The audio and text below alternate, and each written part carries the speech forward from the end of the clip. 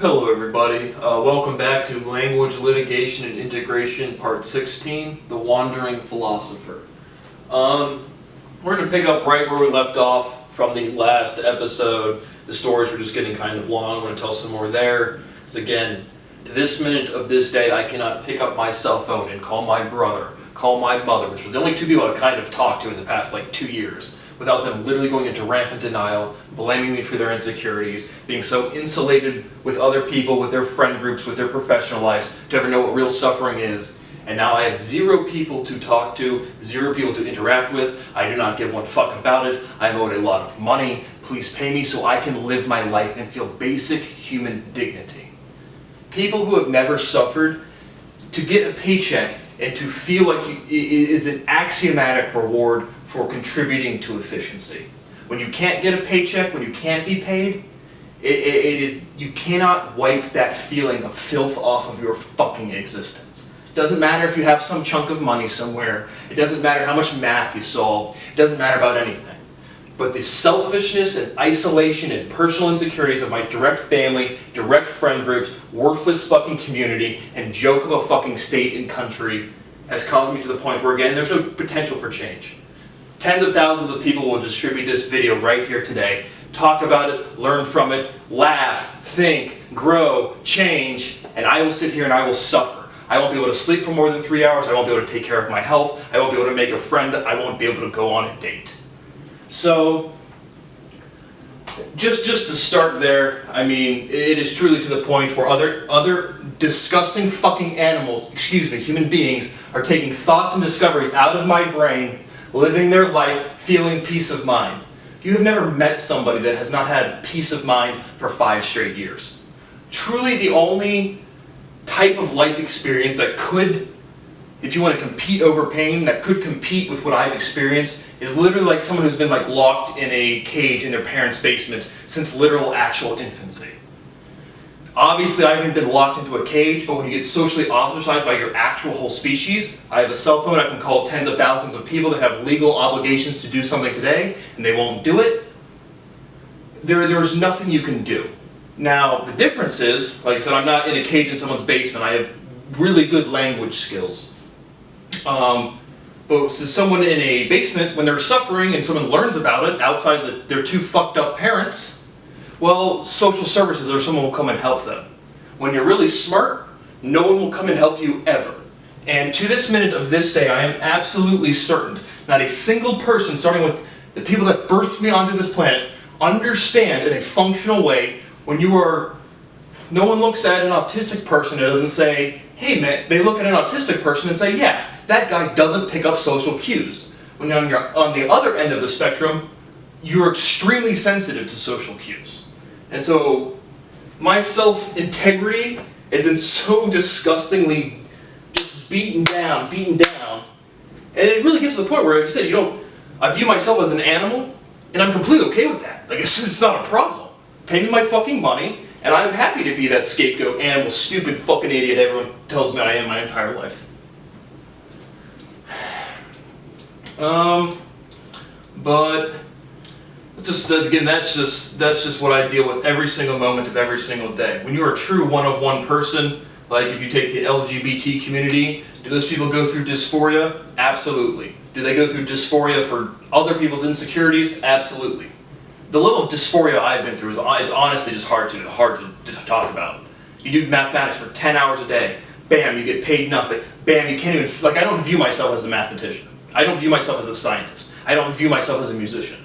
I view myself as a dirty fucking drug dealer that might have a little bit of business going. And again, not like I'm a sad, when everyone tells you that your entire life, you can't get out of the mindset. And I will rot in that disgust today. But more than that, we're going to make the point that philosophy does not exist, learning and realization does. And we'll just be talking about the learning process, friendship and group dynamics. Again, shout out to the St. Paul community, the St. Francis de Sales community, my own fucking family, all the academics I've ever met, and just how when people are underdeveloped, when they're wandering philosophers, they really don't care about any sort of community or social progress to any real extent.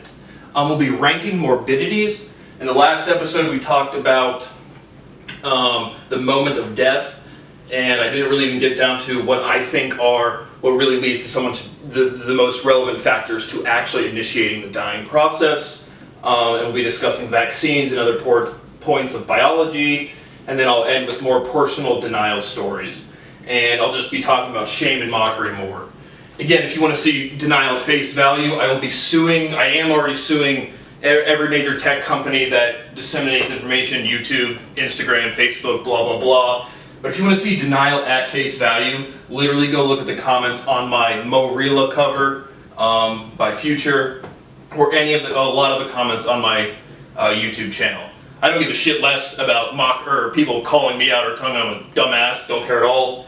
The thing I want to point out is when you put your name behind and then you mock somebody who's literally writing the words that are going to go in your children's textbooks, there should be some consequences for that.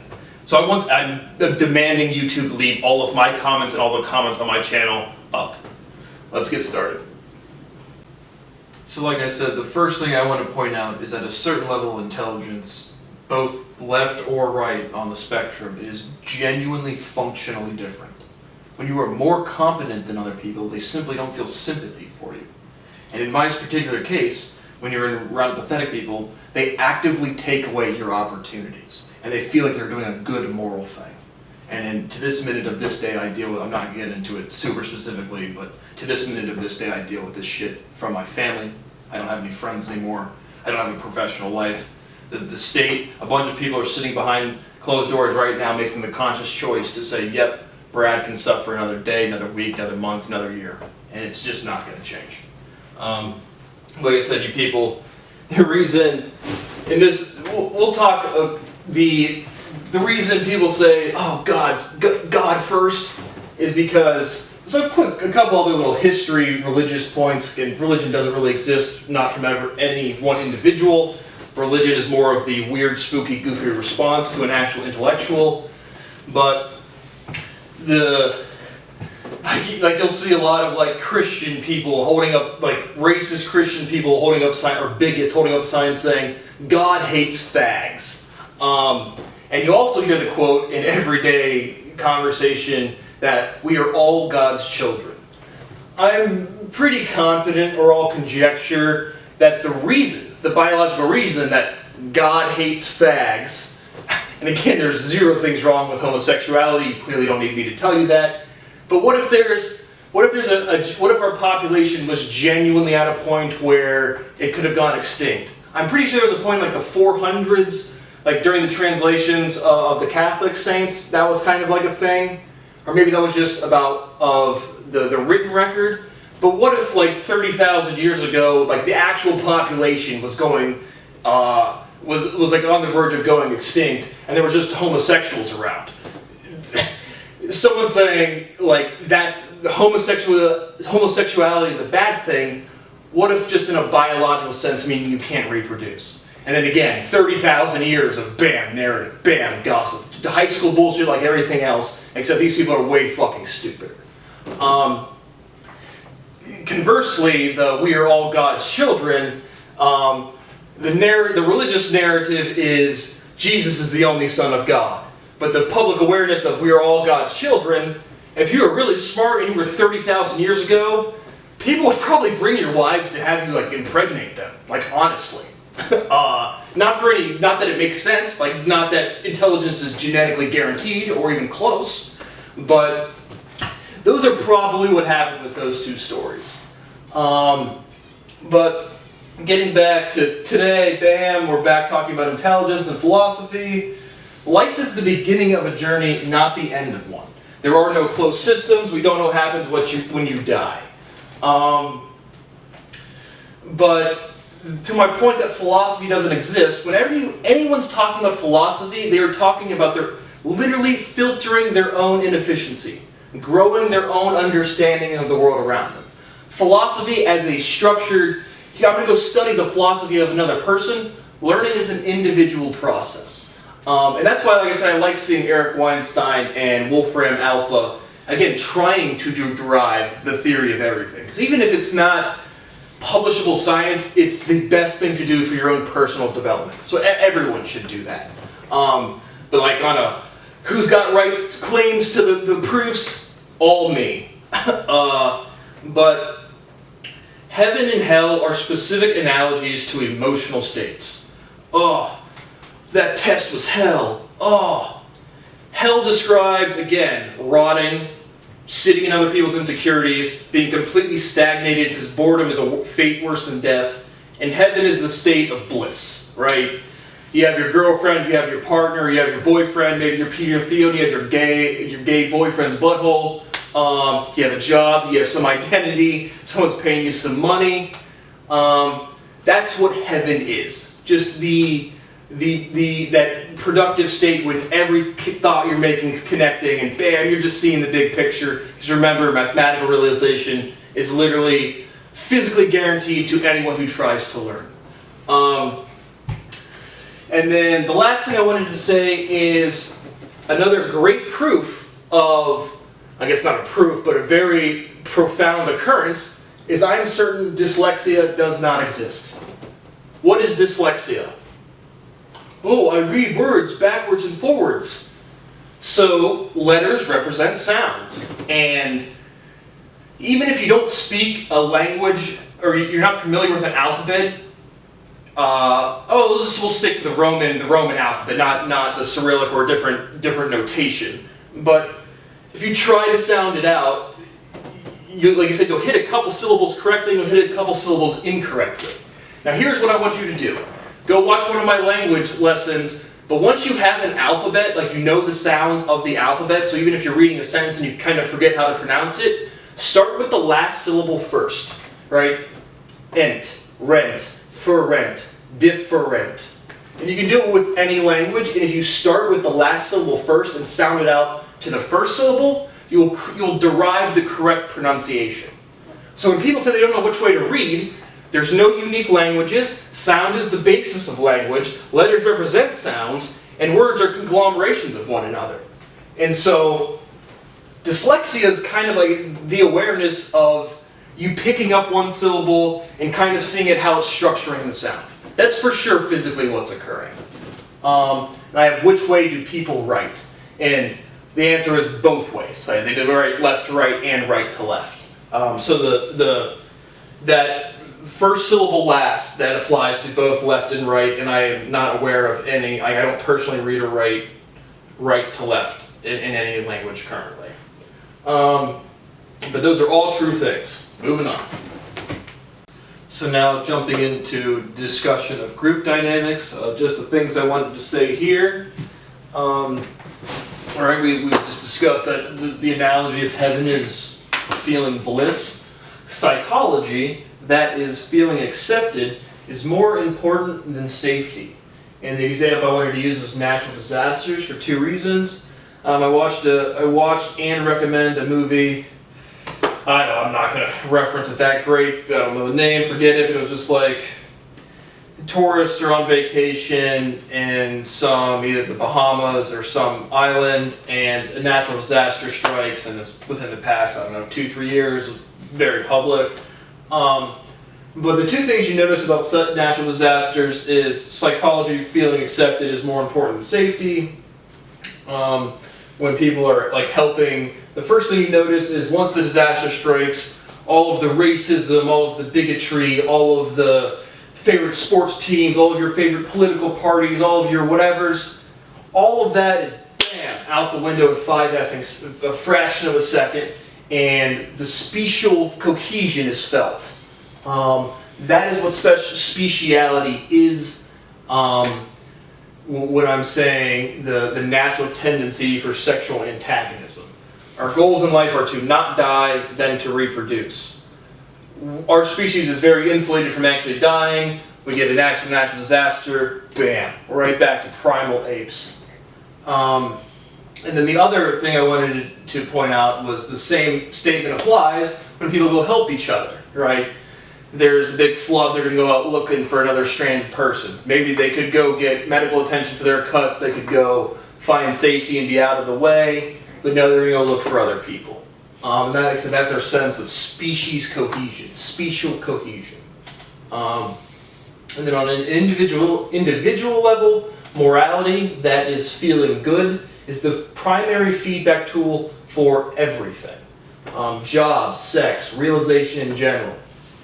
You go feed a bunch of homeless people, you feel good. You go build a business, you feel good. You go discover a math fact, you feel good. That's all what the word morality is referencing. Strictly the feeling good. And as we've discussed in the previous lectures, hijacked morality makes people feel good about doing shitty things, or at the very direct level, being pathetic in a way that's self-preserving. And a wandering philosopher stagnates until actual death. And this is the point of group dynamics that people simply do not either rewind the clock 4, 5, 10 years ago. The speciality, the sexual antagonism, angstiness at the species level is just festering like, all fuck everybody, and it's stagnated our society. And so on a personal level, what happens is people they get one sexual mate, one sexual partner, 2, 3, 4, 5 good friends, if more, all the better, and then a job or a career. And once you have those 3 things, for better or for worse, in general, you really don't care about literally anything, right? Albert Einstein himself, general relativity is being bored or being alone, and a second feels like an hour, where being with a pretty girl feels like an hour is like a second. Yeah, it's all mechanisms of speciality. But like I said, when you have a bunch of individuals doing this is how I get to the point where I can call lawyers and they don't care about the law. I can call police dispatchers and they tell me I am harassing them for trying to report a crime. I can call corporate lawyers and they will unethically and illegally advise their clients. I don't know. But yeah, those are some interesting and fucked up shit about our group dynamics in a broken, hijacked society.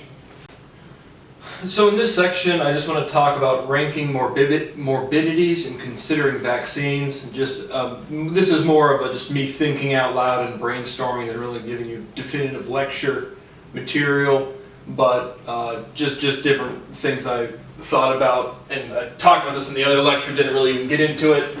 But what's like, how do we measure someone not dying? Well, the first and foremost thing is their pulse or their vitals, right? Someone's lumped over unconscious on the ground. Oh, check his pulse. We see if his body is still functioning. But just a little math aside, why don't you have to think about breathing? Because rhythm is fundamental. But that's what you're measuring when you measure someone's pulse, or if they have a heartbeat, is their heart's rhythm. But the next is movement. And I'm pretty sure I saw this, but I don't have the study cited, that the number one measure of mortality for geriatric people is their ability to stand up and do a full sitting squat and stand up without using their hands. And the people that are more likely to be able to do that are less likely to die in the next year or something. So movement on a day-to-day basis, like as opposed to like heavy weightlifting. Like, do I think, I'll be starting my nutrition and exercise series shortly, but do I think 7 hard workouts a week is biologically, genuinely like a big step up from 3 genuinely hard workouts a week? I don't really think so.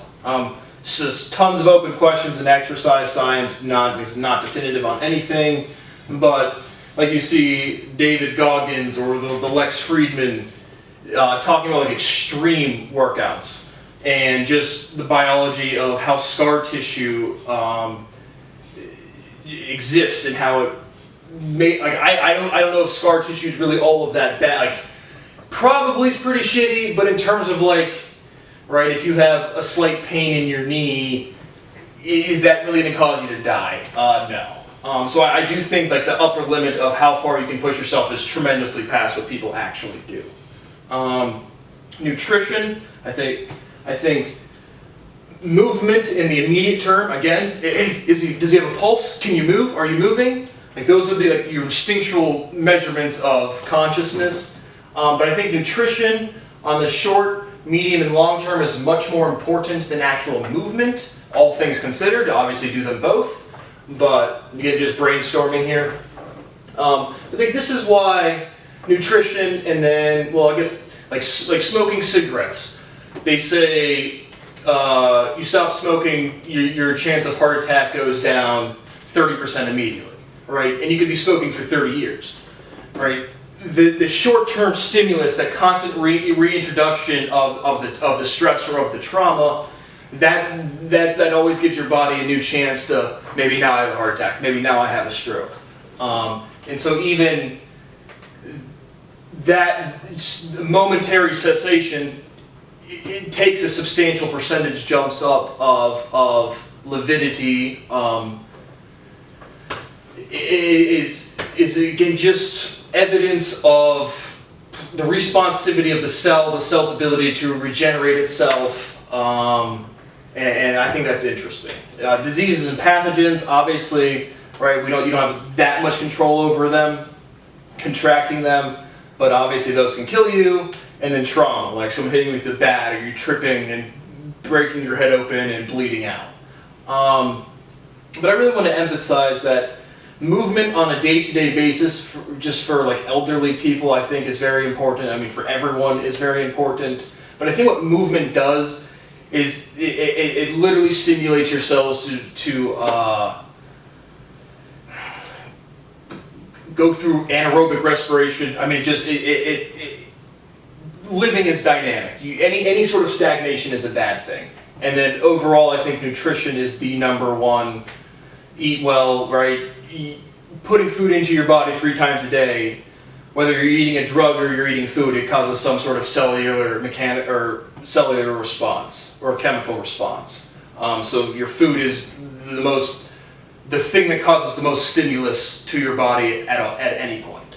And then considering vaccines, I wanted to talk about locality and tolerance, reinfection, asymptomatic people, and severity of diseases. What did I want to say? Well, I guess the reinfection, to me that's not surprising. Again, people say reinfection as like some scary disease. No, it's just a novel disease. Is not the antibodies or even just the cellular exposure has never been there. Asymptomatic people, I think, is evidence of strong cellular health. Severity of disease or severity of symptoms, same thing. I think it's a true measure of your base level of health, more so than it is a deadliness of the COVID, for example, or just any disease in general. Again, obviously there are certain diseases with direct genetic markers. And then I did want to talk about contraction versus transmission. You can transmit a disease without contracting a disease. And so, and that honestly just might be a logical differentiation, but I don't really have much to say there. But I guess I did, again, just the cellular health. If you're exposed, like if someone walked by you with COVID and they speak and the particulate of the virus gets close to your face, you can carry that around in your mouth or in your nose or in your nasal passages, transmit it to somebody else, but then your own body be strong enough to not contract the disease itself. Yeah, that's all I wanted to say there. Moving on. So now, just to wrap up this lecture, we're just going to reflect on some more wonderful stories of denial at face value. Last episode we talked about a lot of professional examples, and again, how those are still going on right now I don't even understand, but who cares? Life's a fucking joke. But intelligence is demonstrated by the questions you ask. Show me one person who disagrees with that statement. When you are the most intelligent person and you ask a question, people genuinely cannot answer your question. There's infinite questions I can't answer, but there's also a huge amount of questions that I can answer better than everybody else. And when you have a profound sensitivity to language, there's an effective immediate chance you can improve their argument directly, for real, right away. Doesn't matter if it's your friend, doesn't matter if it's theoretical physics. But vulnerability is a sign of weakness to a pathetic person. I'm not talking vulnerability like, oh, I need to open up about my problems. I'm talking about literally just saying I don't know something. It's just the insecure people of any group dynamic, like I said, they will just latch onto that thing. And again, language is a defense mechanism. We're animals on a fucking rock. But just a couple of stories to highlight to emphasize the level of personal denial that I go through. And again, if you paid me money, these would be funny to me. Like, it's not like, I'm not some sensitive fucking person. It's just, without human rights, it's just a new world of hell gets opened up. But, so I'm getting lunch one day with a buddy, again, good buddy, and I specifically say, the exact quote I say verbatim was, we're talking about learning foreign languages, and again, I'm a native English speaker, and not a single other native English speaker noticed I did something different at any point in 20 years. So that's the measure of being past other people. Axiomatizing physics when you're like 16 years old, that's the measure of that. We're sitting there having this conversation, and I used the exact, like, paraphrasing the quote I used was, I don't know when someone's fluent in a language, because I don't know when I'm fluent in English, I still look up words in the dictionary. That happens that was probably at a Thanksgiving time, and then winter time comes around, I get lunch or dinner with the same person. We're having another conversation. He then tries to tell me, he then says verbatim, yeah, well, I was picking up this language, and, well, I don't really know when I'm fluent, I still look up words in the dictionary. And I'm just like, again, I want to burst out into laughter like, is this a joke? He's literally telling me a story, like, teaching me the thing that I taught him. And when people don't respect you, they can actually push you out and do that. And so the level of denial really gets to the point where you're smarter than somebody, they can't accept it, they can't respect you, they can't blah, blah, blah.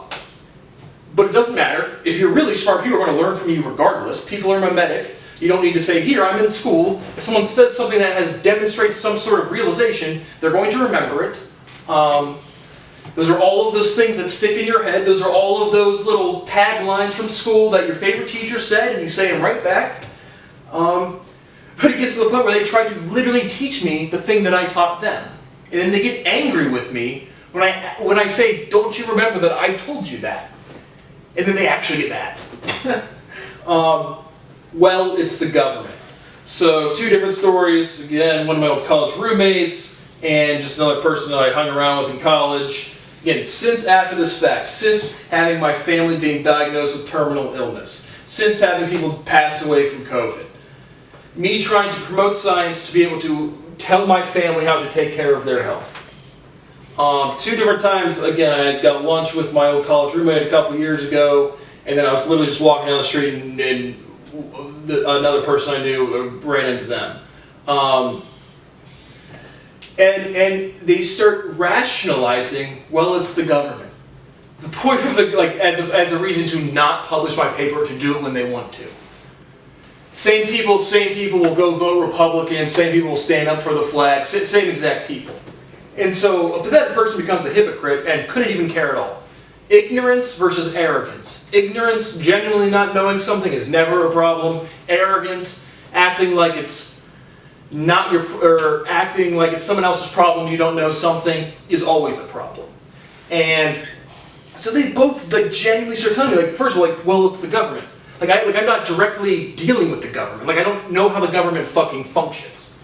And so when you're dealing with really hive mind, festering, insecure people, whether they're 18 or whether they're 80, they're always trying to teach you about being selfish. I don't understand what selfishness is. And you then, like I said, you get to a point where your college old roommates and old friends are rationalizing illegal criminal behavior from the academics, from the governments, to the point of dead people all throughout the society. And it's like I'm supposed to be understanding of that.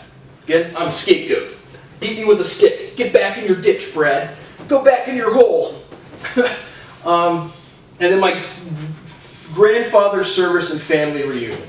After my grandfather's service, we're just sitting around there with my mom, my grandma, and a couple aunts and uncles. Well, uncle and a couple aunts. And then my uncle asked me, do I recommend cannabis? I'm literally making lecture videos. I've called for the complete resignation for the Supreme Court because of this stuff.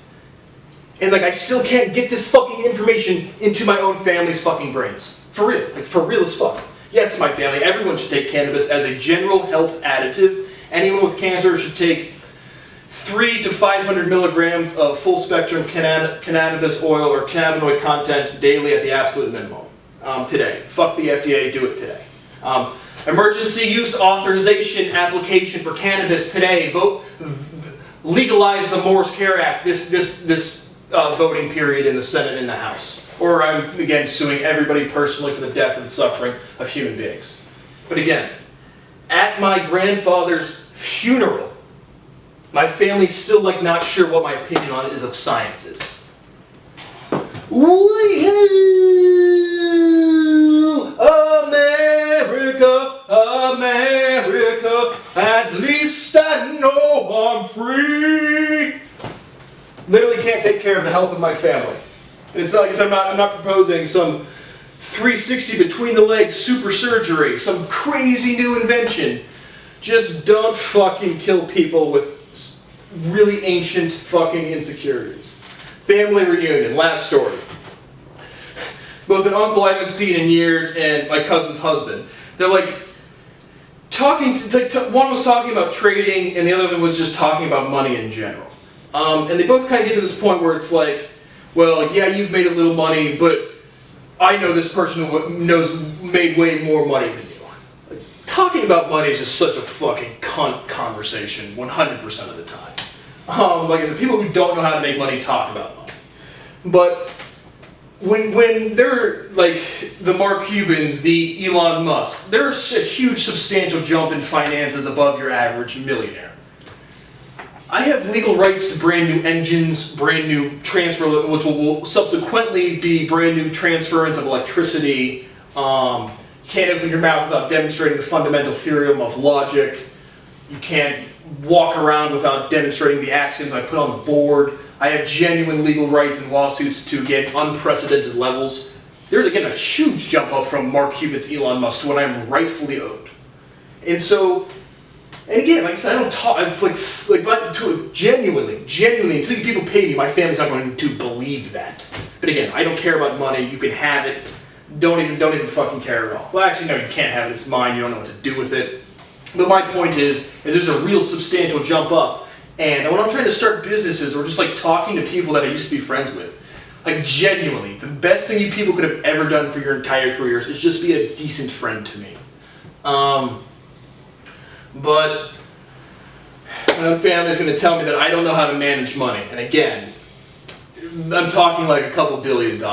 Or, like I said, just money they can't imagine. Like, I'm going, like, I've heard Mark Cuban multiple times say you can't really spend. Like, you can spend a couple $1 billion, but like, you can't use the shit you buy. What are you going to do? Buy a huge ship, a bunch of huge houses, maybe a huge company. But you're not going to be able to live in them all the time, you're not going to be able to go to all the facilities, blah, blah, blah. If you start talking hundreds of billions of dollars, or hundreds of trillions or quadrillions of dollars, I mean, the amount of money you make on interest on just anything is the primary economic driver for the planet. Like, the concept of spending stuff gets impossible. And so, I just pay me my money so my family can see that. Like, I don't care about money, but it's just, like I said, it's just the level of denial gets so goofy. It just gets so fucking weird. But holy shit, 2020. We're going to 2021. Going on my 5th year of active mathematical derivation. We'll end the lecture with that fun fact. I think I've referenced this, but I recently learned there's about a couple, like three-ish million math theorems known. At this point, I have a substantial portion of all known mathematical derivation, and I have 100% of anything that's fucking relevant. So, that might be a little arrogant, but 95% isn't. So, Working for the past 4 years has been, again, this isn't even hard. I told you we're going to learn a little bit of hard work. This isn't hard work, bro. This is stupid work.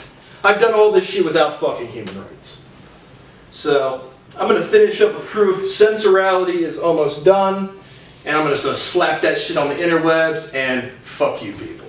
Pay me my goddamn money.